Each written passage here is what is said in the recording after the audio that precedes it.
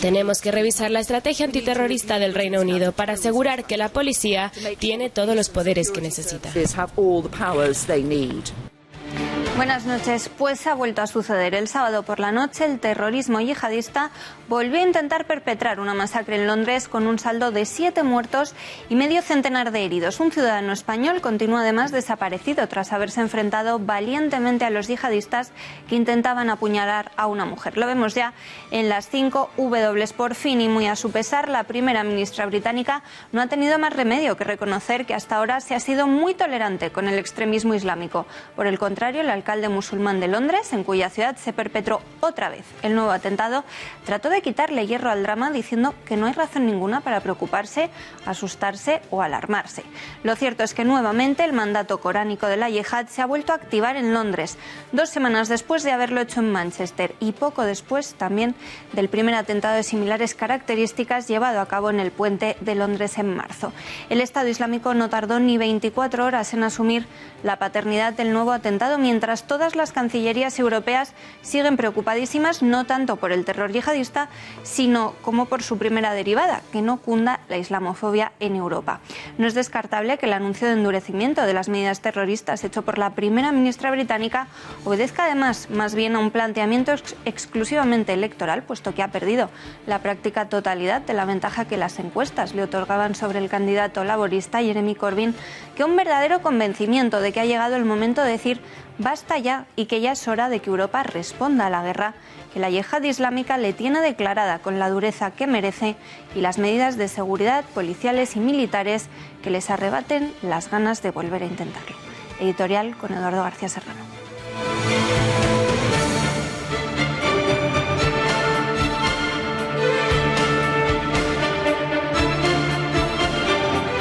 Buenas noches, María. La pulsión del terror yihadista late y parasita en las leyes y los derechos de la sociedad occidental que anhela destruir.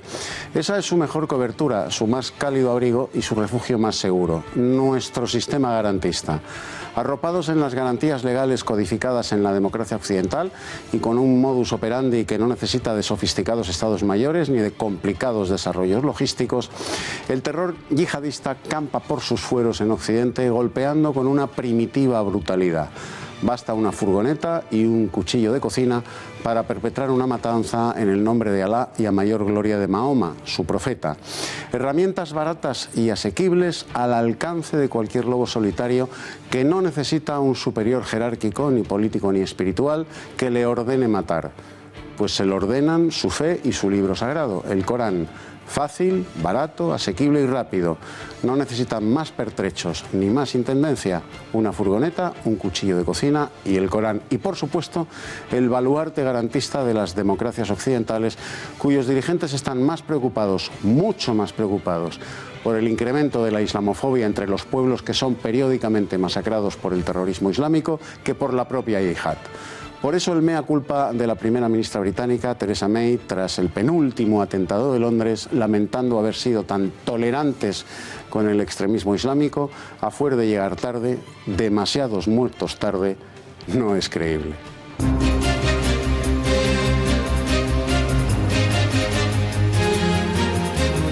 A punto de cumplirse el aniversario del atentado en la discoteca Pulse de ambiente gay en Orlando a manos de un yihadista afgano del Estado Islámico que mató a 49 personas, hoy se ha producido un tiroteo en una zona universitaria de Orlando, en la que de momento ya hay contabilizadas 5 víctimas mortales.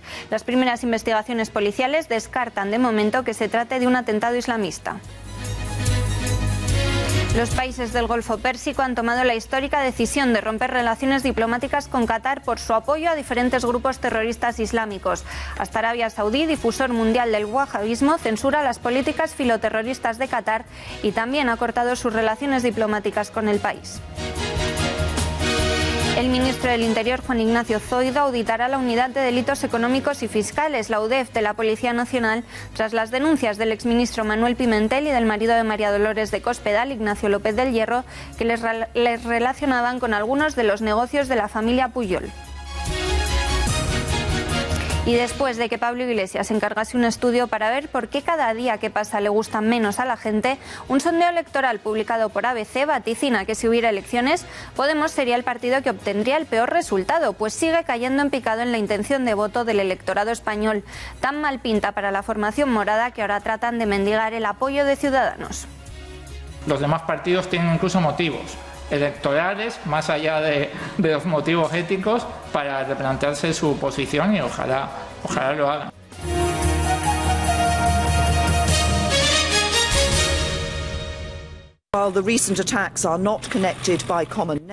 Aunque los ataques recientes no están conectados a través de redes comunes, sí están conectados en un sentido importante. Les une la única malvada ideología del extremismo islámico que predica odio, siembra división y promueve el sectarismo.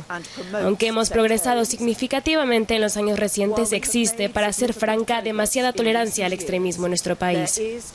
Mientras que la naturaleza de la amenaza que enfrentamos se convierte más compleja, más fragmentada, más escondida, especialmente la que se encuentra en línea, la estrategia necesita mantenerse actualizada. Tenemos que revisar la estrategia antiterrorista del Reino Unido para asegurar que la policía tiene todos los poderes que necesita. Pues Theresa May ha anunciado en las últimas horas un nuevo paquete de medidas para paliar la amenaza terrorista que está viviendo el Reino Unido. Los sucesivos ataques en suelo británico han dejado al país en una situación complicada, ya que los servicios de inteligencia han admitido en repetidas ocasiones su incapacidad para controlar a las decenas de células islamistas activas en la zona. En concreto, se calcula que habría unos 23.000 musulmanes dispuestos a atacar en suelo inglés. La Premier ha presentado un plan de 3 puntos centrado en revisar las leyes antiterroristas para endurecer las sentencias y también en reforzar las medidas de investigación y prevención del terrorismo. El segundo punto de ese plan de May estaría centrado en Internet y redes sociales. En su comparecencia pública, May aseguró que hay demasiada tolerancia al extremismo y ha reclamado a las comunidades islámicas un mayor compromiso para acabar con el islamismo desde la raíz. May también apostó por otorgar más autoridad a la policía, a diferencia de en los anteriores atentados, cuando pidió a los ciudadanos que hicieran vida lo más normal posible. El Estado Islámico, por su parte, y como es habitual, se atribuía rápidamente la autoría de la matanza y afirmaba que se había tratado de una venganza contra el Reino Unido. El periodista José Javier Esparza publica hoy en el diario La Gaceta un interesante artículo con el título «Yihadismo en Europa, que digan la verdad». En él explica las causas de esta ola de terrorismo que asola al viejo continente y cómo estas van íntimamente ligadas al Islam. Esparza, ¿en qué nos está diciendo la verdad? Buenas noches. Buenas noches, María. Bueno, aquí hay una cuestión de fondo y es la siguiente, es seguramente la que nadie quiere plantear, pero todo el mundo sabe que es la cuestión de fondo. A saber, el yihadismo no es algo anómalo, forma parte de la estructura de la civilización islámica desde el principio. Entonces lo lleva consigo la comunidad musulmana. Sus principales víctimas son musulmanes, por supuesto, precisamente. Por eso aquí hemos importado el fenómeno. Y la cuestión que se plantea entonces es si es posible integrar a unas comunidades que no quieren integrarse porque en su esfuerzo por mantener sus señas de identidad mantienen también una confusión entre lo político y lo religioso y una interpretación literal de sus textos sagrados, etcétera, que empuja, al menos a parte de esas comunidades, a la violencia. Entonces, ¿qué solución hay? Pero la única solución es limitar al máximo el impacto social de la cultura musulmana en la nuestra. Y es que no hay otra, se coja por donde se coja. Se coja por donde se coja. Es la reflexión que alguna vez alguien tendrá que hacerse. El poder prefiere pensar que todo el mundo puede integrarse en las sociedades occidentales porque como somos la repanocha, todo el mundo quiere ser como nosotros. Y no es verdad, no todas las culturas son solubles en otras. Entonces, o se imponen claramente los límites y las reglas y de dónde no se puede pasar, y si a uno no le gusta, que se marche a su casa, al lugar del que viene, o si no, no tendremos solución. Esa es la realidad, y a ver si de una vez los políticos europeos se atreven a quitarse de los ojos la venda, o lo que sea, y ver las cosas como son. Gracias, José Javier. Y la policía británica confirmaba pocas horas después de los asesinatos del sábado noche en Londres que la cifra de muertos no era mayor, probablemente gracias a que algunos ciudadanos habían decidido enfrentarse a los terroristas con objetos contundentes. Entre ellos, varios españoles. Las autoridades inglesas y españolas buscan al madrileño Ignacio Echevarría, desaparecido tras el ataque en El Puente, donde se enzarzó con uno de los yihadistas para tratar de salvar a una mujer a la que estaban apuñalando. El banco suizo HSBC, para el que trabaja Echevarría, ha contratado incluso un detective privado para ayudar a la familia en su búsqueda. Continúa la búsqueda de Ignacio Echevarría, el español de 39 años, desaparecido tras los atentados del pasado sábado en Londres.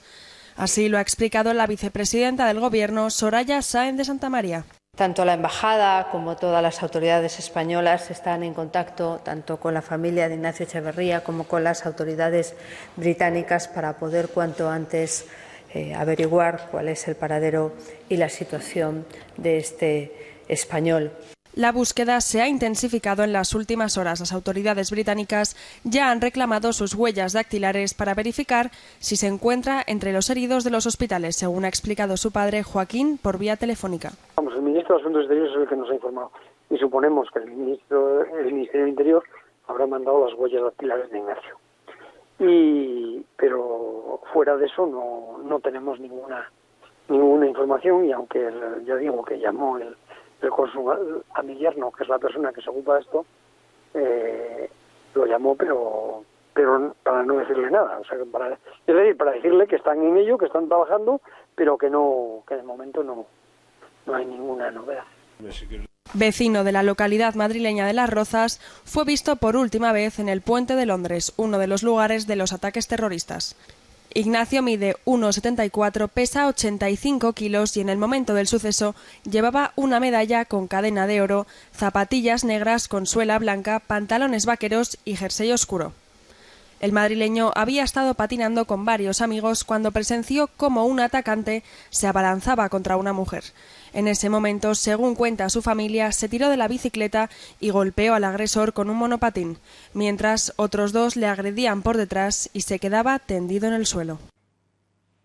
Y otro español, en este caso el gallego Sergio Fariña, natural de Pontevedra, evitó que varios terroristas accedieran a su local bloqueando la puerta ante las acometidas de los atacantes. Tal y como se puede ver en un vídeo al que tuvo acceso el Diario de Pontevedra, Fariña evitó que los atacantes entraran en el local. El gallego se mantuvo firme, forcejeó incluso con uno de los terroristas a través de la puerta y logró que desistieran en su intento. Instantes después, ese mismo terrorista era abatido por las fuerzas de seguridad. Y como en el caso del asesino de Manchester, uno de los autores del atentado del sábado en Londres había sido denunciado a la policía tras haberse radicalizado presuntamente por miembros de su propio entorno. Según revela el diario The Times, el sospechoso intentaba reclutar niños para el Estado Islámico. Según el mismo rotativo, es un joven de unos 20 años, nacido en Pakistán y criado en el Reino Unido. The Times además señala que no divulga la identidad del joven a petición de la policía y que conoce los nombres de los 3 terroristas, pero no puede hacerlos públicos, ya que las autoridades se lo impiden alegando razones operativas.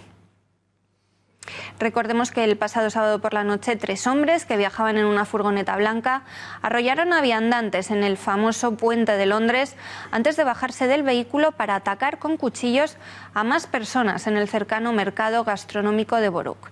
Estos fueron los 2 primeros focos de los atentados. Hubo un tercero. Simultáneamente a estos ataques se producía un tercer incidente violento con un arma blanca en el barrio de Vauxhall, en el sur de Londres, aunque el sospechoso no estaba coordinado, según las autoridades, con los otros 3 que mataron a 7 personas antes de ser abatidos a tiros por agentes armados. Enésimo ataque en el Reino Unido cuando no habían transcurrido aún ni 2 semanas desde la última matanza en Manchester que tuvo lugar durante el concierto de Ariana Grande. María Matos, buenas noches. Repasamos ya los últimos atentados que han asolado Europa y el balance de víctimas de todos ellos. Buenas noches, María. Pues sí, vamos a empezar por los atentados de París el 13 de noviembre de 2015, donde tenían lugar varias explosiones en el Estadio de Francia, en Saint-Denis, en el que también abrió fuego contra una multitud, y otro en la sala Bataclan, llena por un concierto. Dejaron 137 asesinados y más de 300 heridos. La siguiente ciudad era Bruselas, que sufría un tiroteo y 2 tremendas explosiones en el aeropuerto. Los autores de la matanza, además, aprovechaban la confusión para provocar 1 hora y 10 minutos después, en la estación de metro de Malvic, otra explosión. Murieron 35 personas y, de nuevo, más de 300 resultaron heridas. Aún no nos habíamos recuperado de esta masacre cuando el 14 de julio de 2016, aprovechando la celebración de la fiesta nacional francesa, asistimos al primer ataque con un vehículo pesado dentro de nuestras fronteras europeas. Murieron arrolladas 85 personas. Y en vísperas de la fiesta cristiana más importante, el pasado 9 de diciembre, un mercado navideño de Berlín volvía a ser atacado de la misma manera que en Niza. Un atropello masivo dejaba 12 muertos y decenas de heridos. En Londres, el pasado 24 de marzo, un terrorista atropellaba de nuevo a varias personas con un todoterreno y, tras empotrarlo contra el Parlamento británico, seguía apuñalando a la multitud. Morían 3 personas. El 3 de abril, el terrorismo golpeaba Rusia cuando una bomba hacía explosión en el metro de San Petersburgo, dejando 15 muertos. El día 10 de ese mismo mes de abril, quien sufría esta vez era Suecia. Un yihadista atropellaba a varias personas a lo largo de una calle comercial en Estocolmo, donde desgraciadamente morían 4 personas. Y muy reciente tenemos el atentado de Manchester, el pasado 22 de mayo, donde un yihadista se inmolaba en el concierto de Ariana Grande y que se llevó la vida de 22 personas. Y el último, como saben, este fin de semana, otra vez en Londres, un atropello y también apuñalamientos que dejaban 7 muertos y que cierran hasta ahora una cadena que parece no tener fin, María.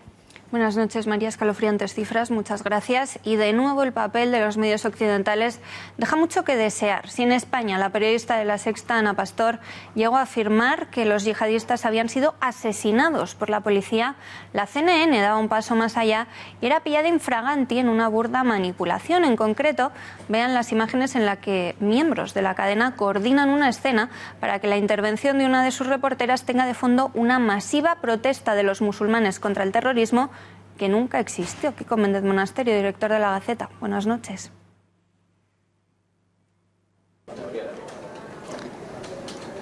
Muy buenas noches, María.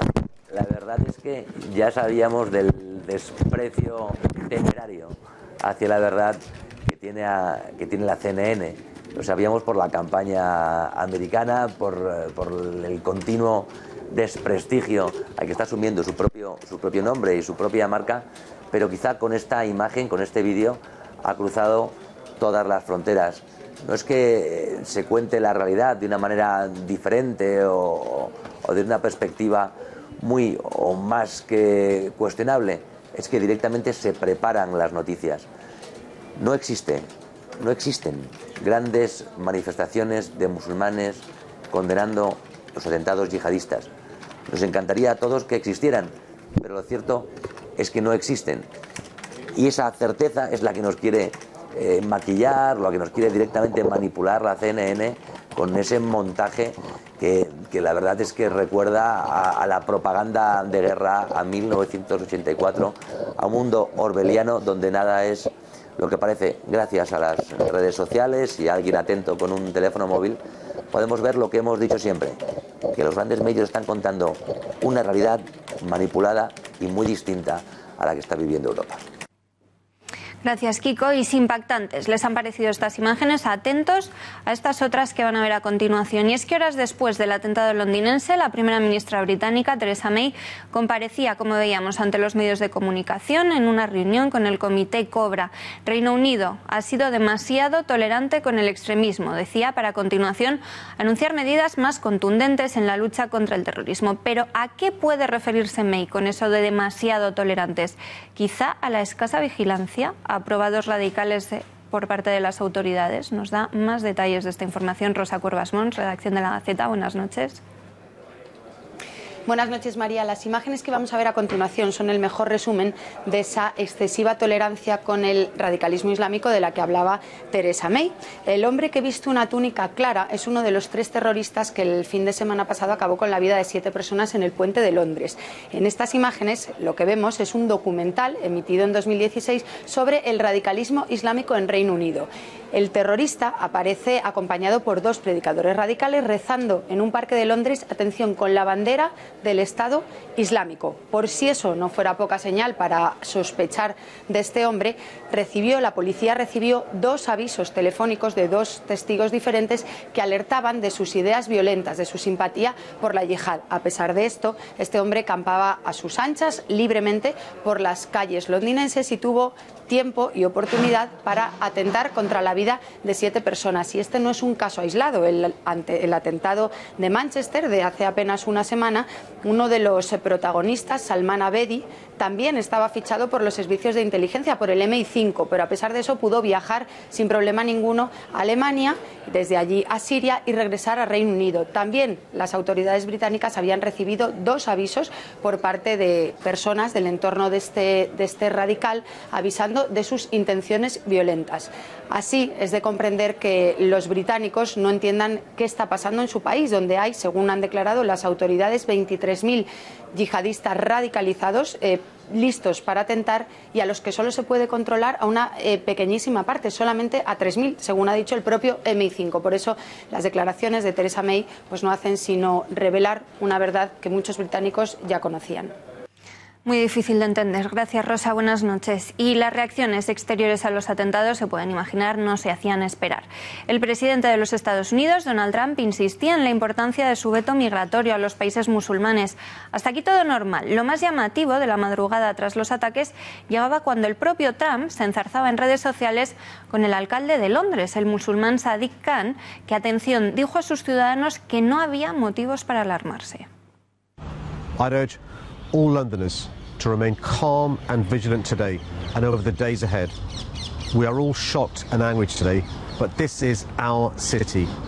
We will never let these cowards win, and we will never be cowards. Patética excusa del alcalde de Londres, Sadiq Khan, que tuvo que pensar rápido en su declaración sin motivo para alarmarse. Los medios de comunicación están trabajando duro para venderlo. Y en España, por supuesto, también hemos vuelto a asistir a las reacciones de condolencia y mensajes de unión de nuestros políticos. De los demócratas frente al terrorismo. Y yo creo que esta imagen de hoy de presencia y de unidad de todos los delegados y subdelegados del Gobierno es también la imagen de un equipo, la de las fuerzas y cuerpos de seguridad del Estado que vosotros dirigís en cada comunidad autónoma, en cada provincia, al servicio de la ley, al servicio de la libertad y al servicio de la democracia.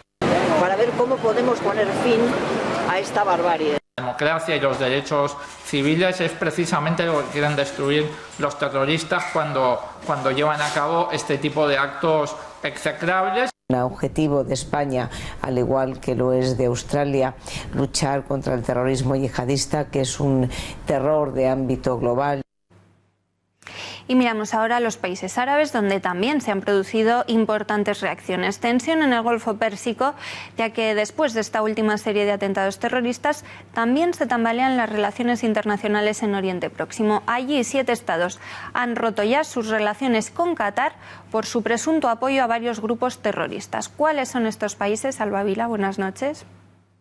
Muy buenas noches, María. Pues como dices, estos países han tomado medidas diplomáticas por presunto apoyo a varios grupos terroristas y también por financiación a grupos vinculados con Irán. ¿Cuáles son estos países? Pues Arabia Saudí, Egipto, Emiratos Árabes, Bahrein, Yemen, Libia y Maldivas, que han comunicado que rompen unilateralmente las relaciones con Qatar. Arabia Saudí ha sido el primero en anunciarlo, todo apenas 2 semanas después de que Donald Trump les instara a unirse contra el extremismo.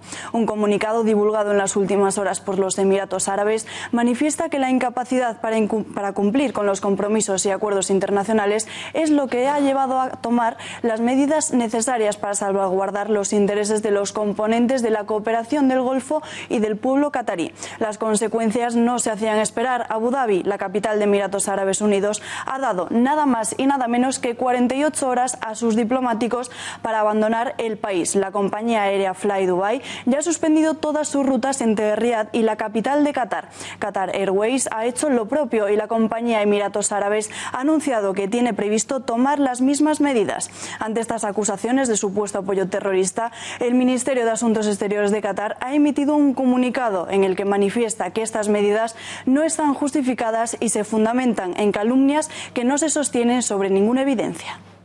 Gracias, Alba. Y para analizar ya todas estas informaciones tenemos conexión con Florentino Portero, profesor de Relaciones Internacionales de la Universidad Francisco de Vitoria. Señor Portero, buenas noches y gracias por atendernos.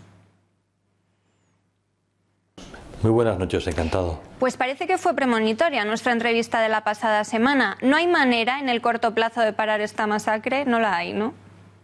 En el corto plazo es francamente difícil parar todos y cada uno de los intentos de atentado que surgen. Es evidente que son muchos los casos en los que la policía llega a tiempo, pero la realidad es que de vez en cuando ocurre lo que finalmente ha pasado en el puente de Londres y tenemos que asumir pues víctimas y un fracaso colectivo. Igual que el asesino de Manchester, uno de los sospechosos estaba denunciado por radical. ¿Qué problema hay con la policía británica? ¿Por qué se toman tan poco en serio la amenaza yihadista que incluso siguen patrullando sin sus armas? En primer lugar, personas que están localizadas, en este caso por la policía británica, como posibles responsables de un atentado, son muchas. La policía podría detenerlos a todos, pero al llevarlos ante el juez nos encontraríamos que no habría pruebas suficientes para poder encarcelarlos.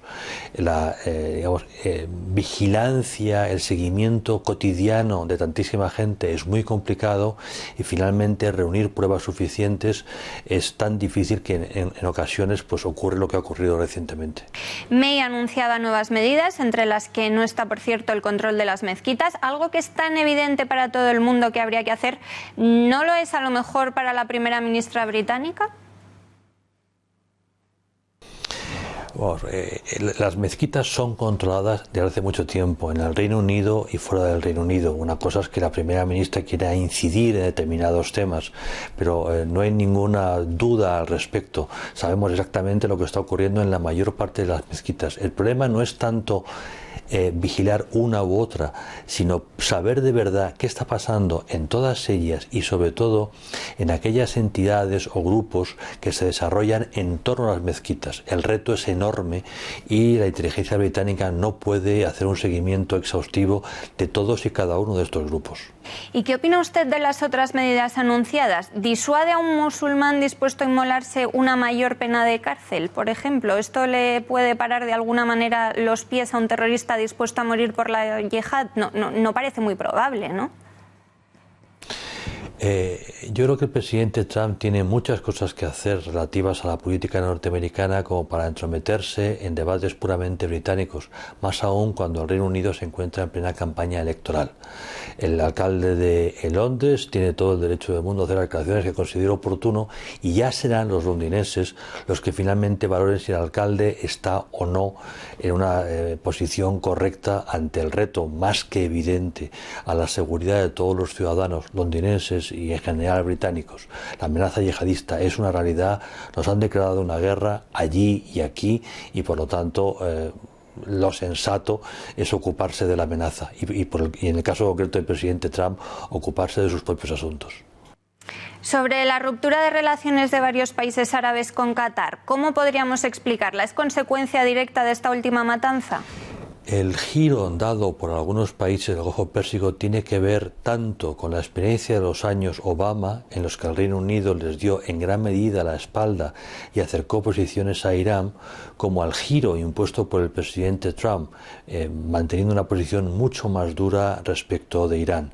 En estos momentos, países como Arabia Saudí, que es el mayor responsable del radicalismo en el mundo suní, están revisando sus posiciones, reconociendo hasta qué punto ellos han sembrado las semillas del mal que ahora pone en peligro nuestra seguridad, pero mucho más aún pone en peligro la seguridad del mundo árabe.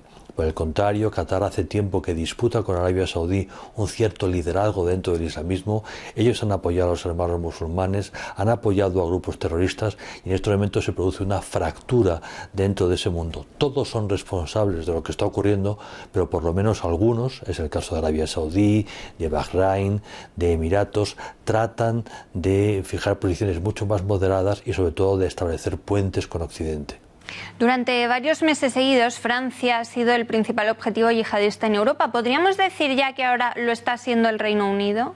Yo no creo que Francia haya sido el mayor objetivo. Sencillamente, los franceses han tenido problemas durante un tiempo, no han llegado a tiempo. Ahora son los británicos, pero las amenazas las estamos viendo en toda Europa. Lo que pasa es que, bueno, a veces los servicios de inteligencia llegan a tiempo y otras no. El Reino Unido ciertamente está viviendo una etapa particularmente dramática. Y para terminar, la policía británica ha confirmado que no hubo más muertos el sábado porque varios ciudadanos se enfrentaron a los terroristas con objetos contundentes. ¿No sería posible tener algún tipo de vigilantes armados en zonas de ocio que son potencialmente peligrosas? Evidentemente podemos convertir Europa en Israel. Cuando uno viaja a Israel y entra en cualquier centro comercial va a haber vigilantes privados profundamente armados. Bueno, esperemos que esto no sea necesario, esperemos que poco a poco la situación se vaya controlando, pero si esto no es así, evidentemente tendremos que ir incrementando los medios disuasorios para impedir que los terroristas puedan actuar. Pues Florentino Portero, gracias y muy buenas noches. Encantado, buenas noches. Y antes de cerrar página internacional, tenemos que contarles que este mediodía se ha producido un tiroteo en una zona universitaria de Orlando, en un suceso que ya está controlado, según las autoridades. El tráfico en la zona ha sido cortado y hay además una gran presencia policial todavía, de acuerdo a lo que han informado los medios locales. El Canal 9 de Orlando ha citado fuentes que no ha identificado, según las cuales serían hasta el momento 5 las víctimas de un suceso que en principio no tiene nada que ver con terrorismo. Al parecer, y según la versión ofrecida por medios locales, el tiroteo se produjo en una empresa y no en el propio campus. La ciudad de Orlando se prepara además estos días para recordar el próximo lunes a las 49 personas que murieron asesinadas el 12 de junio de 2016 en la discoteca Gay Pulse a manos de Omar Mateen, un guardia de seguridad de origen afgano que dijo ser seguidor del Estado Islámico, en la mayor matanza por arma de fuego en la historia reciente de Estados Unidos.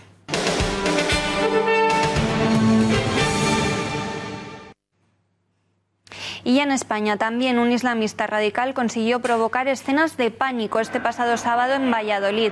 Este es el momento en que un joven, que ya ha sido identificado, irrumpía al grito de "Alá es grande" en una boda que se estaba celebrando en la iglesia de San Pablo, en la ciudad pucelana. El joven detenido, de 22 años, que se acercó al altar con la intención de derribar la cruz y otros varios objetos litúrgicos, ha sido acusado de alteración del orden público, amenazas y delito contra los sentimientos religiosos. Reside en la ciudad con permiso de estudiante y tiene antecedentes policiales por alteración del orden.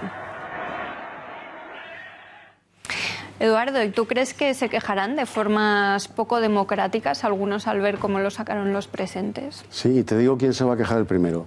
El Padre Ángel, seguro.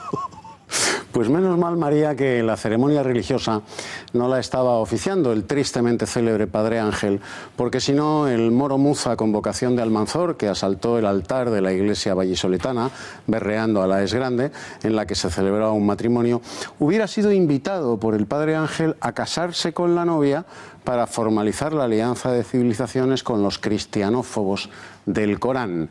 Gracias a Dios, el Padre Ángel no estaba allí. Estaría, pues eso, dando un mitin, muy piadoso, eso sí, sobre lo malos que somos los católicos, y lo buenísimos que son los sarracenos. Por eso el Moromuza, con vocación de Almanzor, fue sacado del altar y de la iglesia a obleas con la mano abierta por parte de los testigos de los novios y demás invitados. Suponemos que el padre Ángel ya habrá pedido la excomunión de todos ellos, pero estamos seguros de que él, que sacó a latigazos a los mercaderes de la casa del padre hace más de 2000 años, romperá el expediente de excomunión de tan bárbaros cristianos redactado por el padre Ángel, porque no han hecho más que cumplir al pie de la letra la vieja máxima católica que dice: a Dios rogando y con el mazo dando.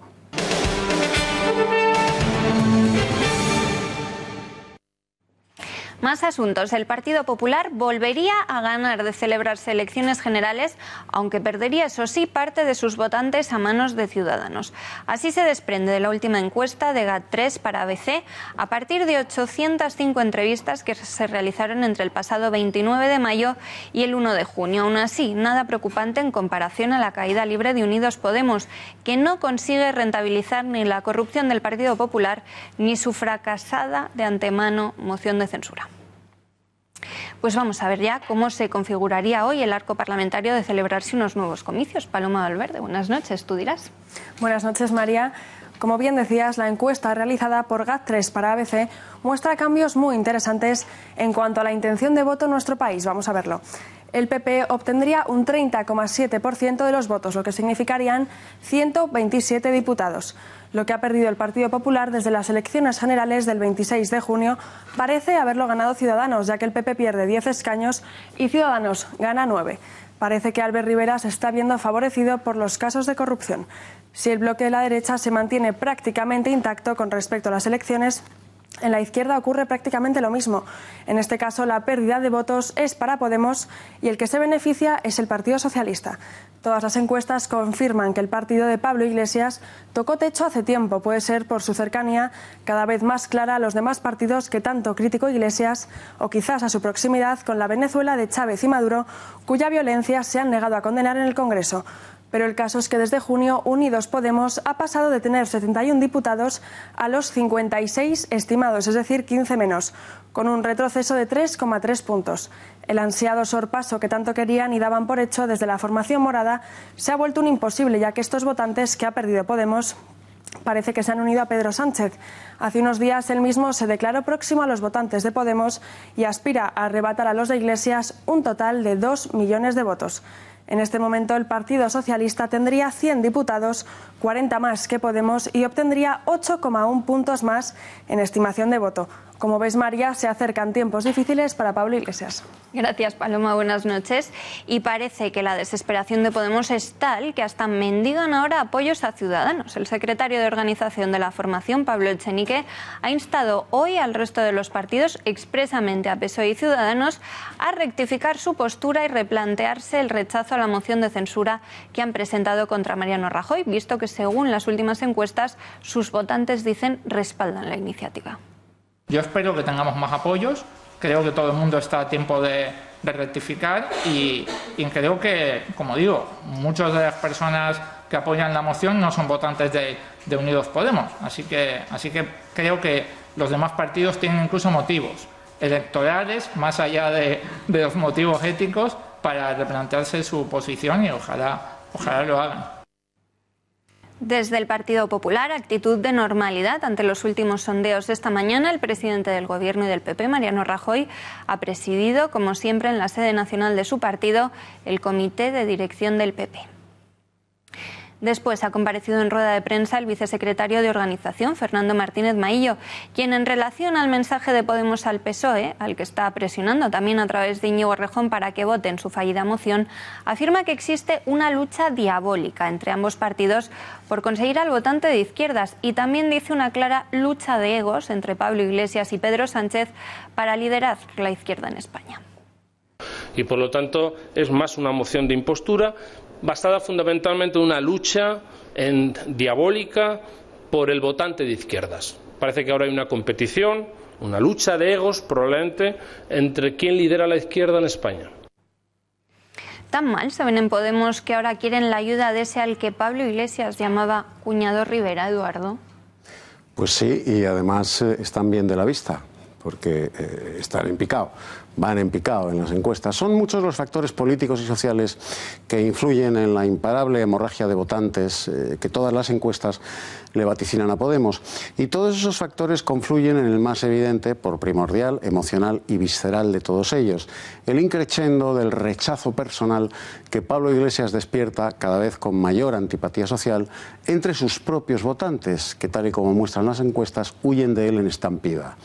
Precisamente por eso Pablo Iglesias ha encargado un estudio que le dé las claves de por qué cada vez cae peor a más gente, a su gente, a la gente que le llenó las alforjas electorales con 5 millones de votos.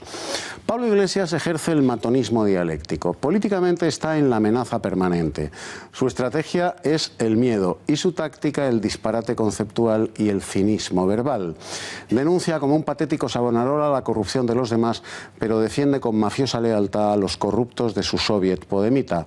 Pablo Iglesias vive en unas coordenadas espaciotemporales y en un escenario histórico en el que ni sus propios votantes son capaces de reconocerse.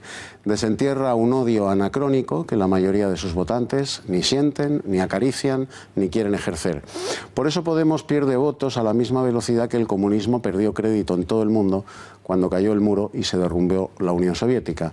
El éxito electoral de Podemos fue fugaz. Su caída en las urnas está siendo igual de rápida. Y en ambos casos, todo se le debe a Pablo Iglesias. Gracias, Eduardo. Por cierto, que el Partido Popular también ha advertido hoy de que la comisión de investigación constituida en el Congreso para investigar su supuesta financiación irregular podría ser ilegal si no se especifican los ámbitos temporal, temático y territorial a investigar. Y en ese caso no descartan acudir a los tribunales. ¿Es legal todo esto? ¿Es legal el que se pueda hacer una causa general contra el Partido Popular? ¿Es legal que no se determine la causa temporal? Que no se determine el ámbito temporal. ¿Es legal que no se determine el ámbito temático?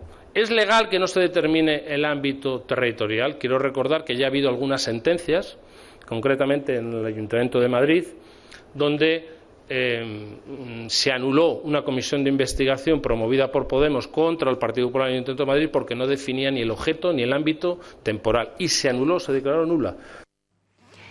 Y un último asunto referente a los populares. Manuel Cobo ha presentado su renuncia como presidente de la nueva oficina del cargo popular del PP, el órgano interno que creó el partido para prevenir y vigilar la corrupción por razones personales. Comunicarles la renuncia de Manolo Cobo como presidente de la oficina del cargo popular por razones personales. Pido que respeten, como es lógico que va a ser así, pues es la situación concreta, razones puramente personales. Eso no implica que la oficina vaya a tener y va a seguir desarrollando sus funciones.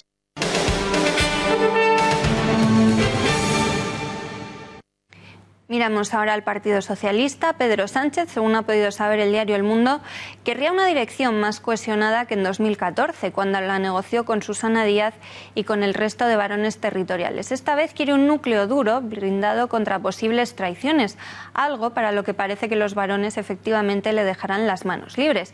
Parece también que entre los puestos aún vacantes en esta ejecutiva, Sánchez se estaría planteando ofrecer uno muy importante, según fuentes socialistas, a su rival en las primarias, el exlendakari Patxi López. Y Susana Díaz en Andalucía le complica a Pedro Sánchez la estrategia de llegar a acuerdos con Podemos en toda España. La presidenta de la Junta ha puesto en marcha una operación política que ha escocido en Izquierda Unida y, por supuesto, en sus socios de Podemos. La dirigente socialista ha anunciado que va a fichar al ex vicepresidente de su primer ejecutivo, a Diego Valderas, ex líder de Izquierda Unida en la región.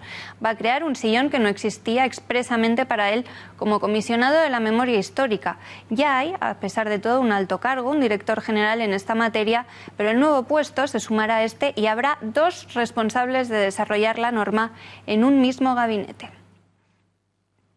Y en Cataluña, sorprendente giro antisecesionista del PSC. La responsable de política municipal del partido y alcaldesa de Santa Coloma de Gramenet, Núria Parlon, ha anunciado que los ayuntamientos catalanes gobernados por los socialistas no van a colaborar en un referéndum de independencia y que además protegerán a los funcionarios de situaciones de inseguridad jurídica derivadas del colapso del proceso independentista. La máxima responsable del área política municipal de los socialistas catalanes se ha mostrado convencida de que la Generalitat finalmente no va a poder convocar un referéndum unilateral fuera de la legalidad, por lo que de celebrarse una consulta será solo un nuevo 9N, una referencia a ese proceso participativo independentista del año 2014. Y antes de cambiar de asunto, Sociedad Civil Catalana se ha hecho eco de una inclasificable intervención del expresidente de Esquerra Republicana y vicepresidente de la Generalitat, de José Luis Carod Rovira, en la radio pública catalana que tuvo lugar el pasado jueves. Carod Rovira, convertido en analista militar, explicó a los oyentes que una operación militar en Cataluña requiere de una cantidad de recursos humanos y materiales de los cuales el Estado español no dispone, y hacía a continuación un recuento de los efectivos que precisaría la pretendida operación. Carod Rovira calcula en 100.000 efectivos los necesarios para el éxito de una operación que parase el referéndum. Según él, el ejército llegaría al número, pero dejando desatendidos otros lugares estratégicos y vaciando el resto de España de militares, por lo que llegó a afirmar que esto sería imposible de mantener muchos días.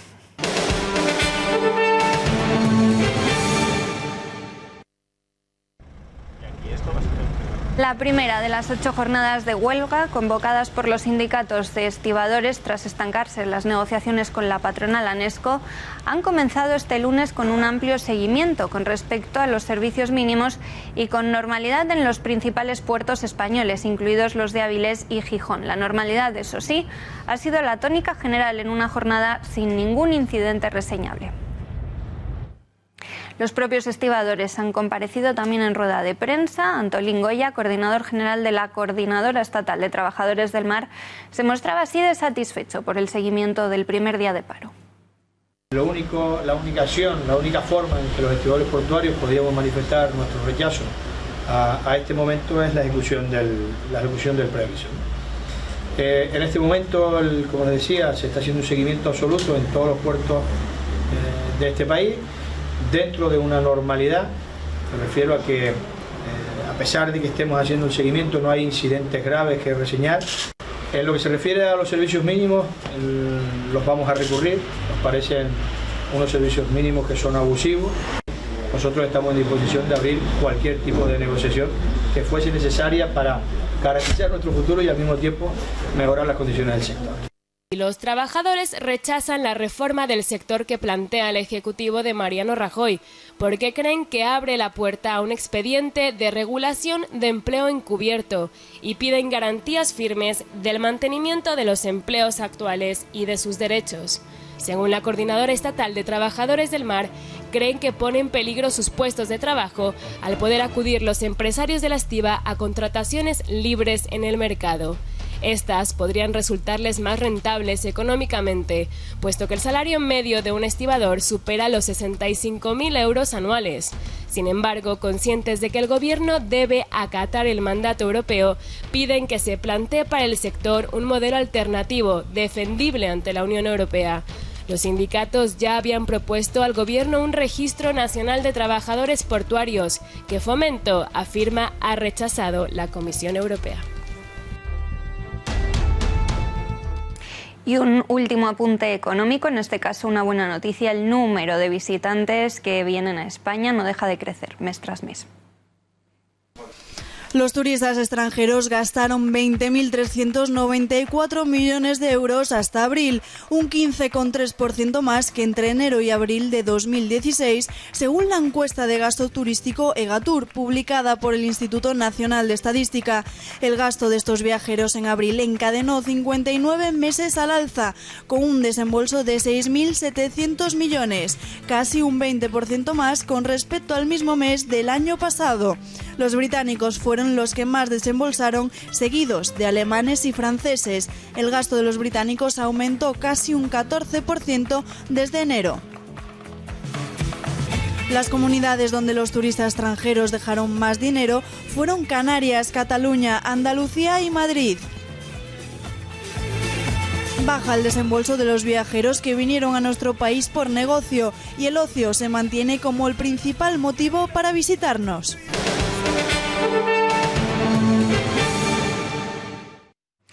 El Ayuntamiento de Madrid ha encargado nuevos cristales para los semáforos de la capital, en la que habrá parejas LGTB. El cambio será permanente y quedará como legado de la celebración del World Pride.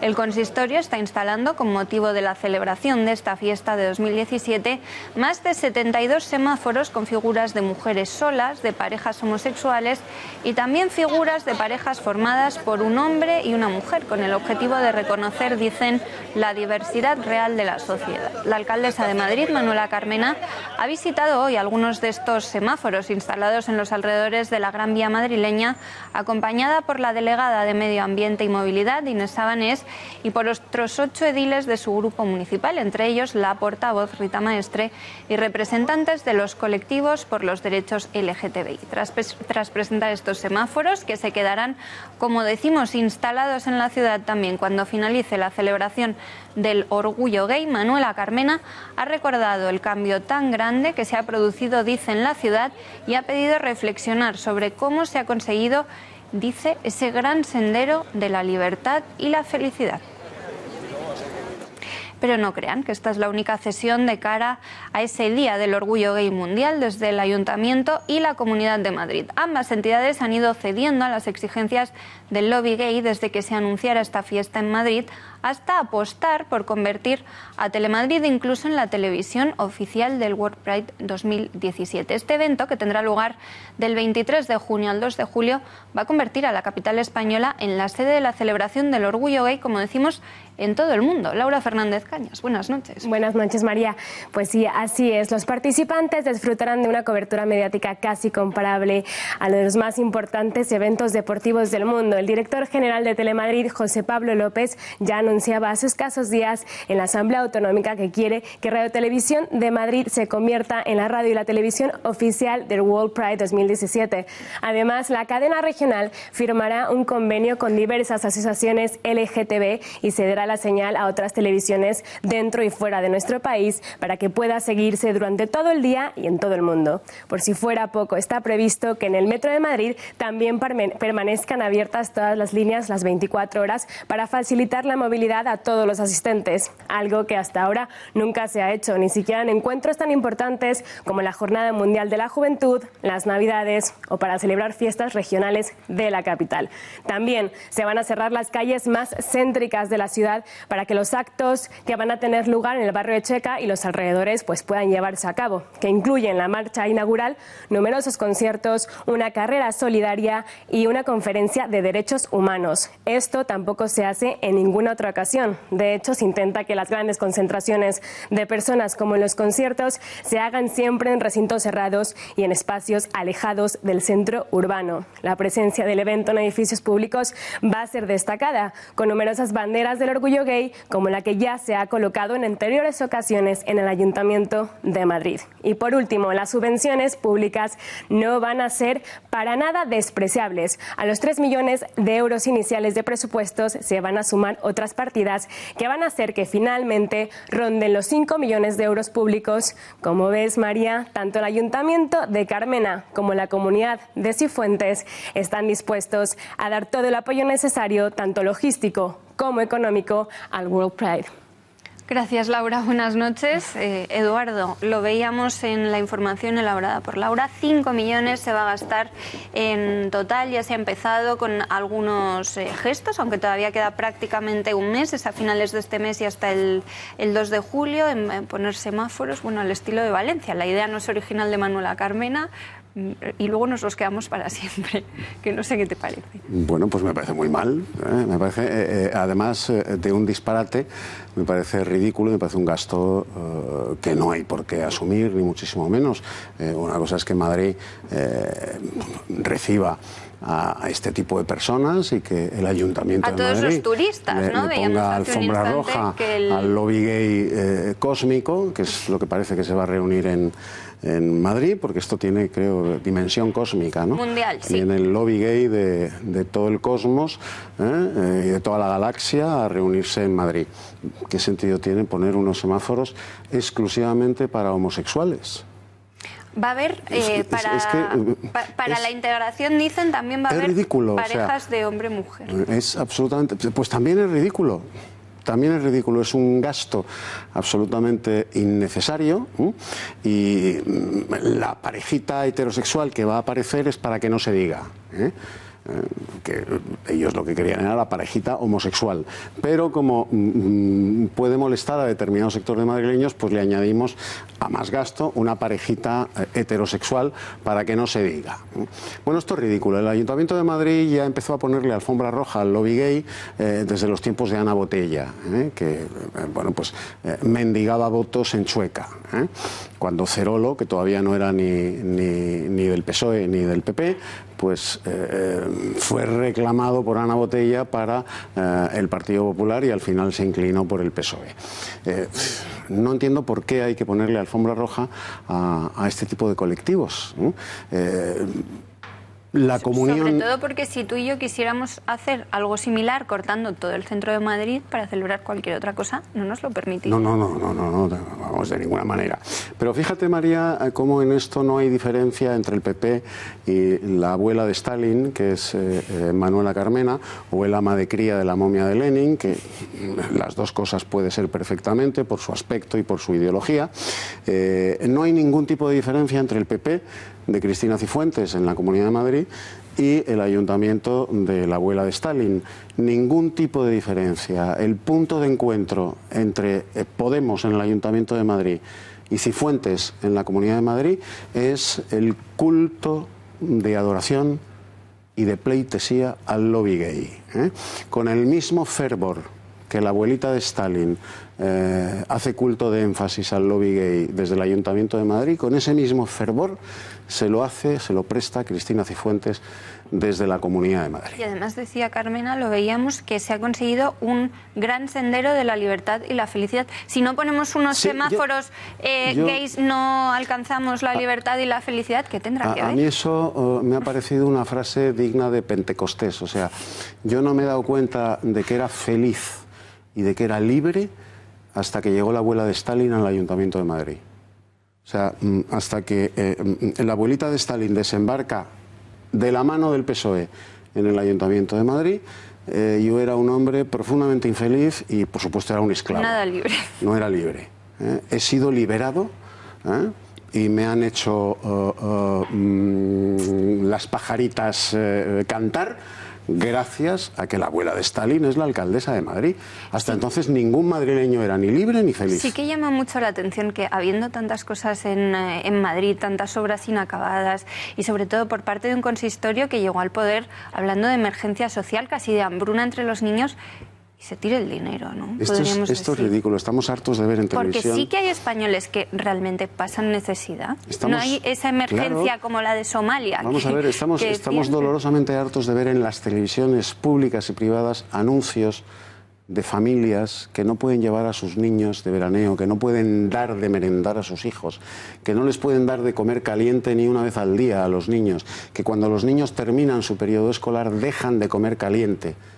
Bueno, ¿por qué no destinamos esos 5 millones de euros a ayudar a estas familias en Madrid? ¿Por qué destinamos 5 millones de euros a ayudar al lobby gay cósmico que viene a festejar no sé qué en Madrid durante una semana de verdadero espanto? Pues Eduardo, ha quedado clarísimo. Seguiremos con el asunto, quedará mucho de sí seguramente, porque como decimos todavía quedan más de 3 semanas hasta que empiece esa celebración a la que por supuesto estaremos muy atentos. Eduardo, hasta mañana. Hasta gracias. Mañana, nosotros nos vamos ya, les dejamos con Tiempos Modernos. Gracias por nada y por supuesto a las 10 en punto recuerden seguir informados como cada noche en El Gato al Agua. Hasta mañana.